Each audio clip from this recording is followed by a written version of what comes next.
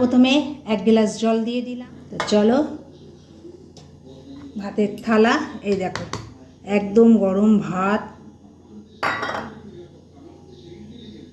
একটা মাছ ভাজা, একটা লঙ্কা দিয়ে দিলাম। তো চলো এই বাটিতেই দিয়ে দিচ্ছি।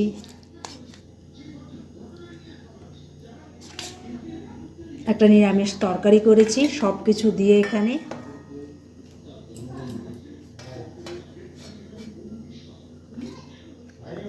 হ্যাঁ হ্যাঁ, আজকে স্পেশাল দেখো দই কাতলা করেছি।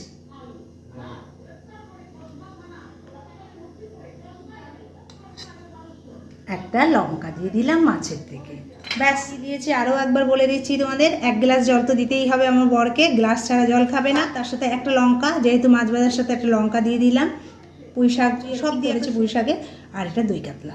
তা চলো কেমন হলো বলো আজকে আমার বরেরটা, বলো একটু কমেন্ট করে। দুপুরের খাবার দাবার কেমন হলো একটু বলো কমেন্ট করে।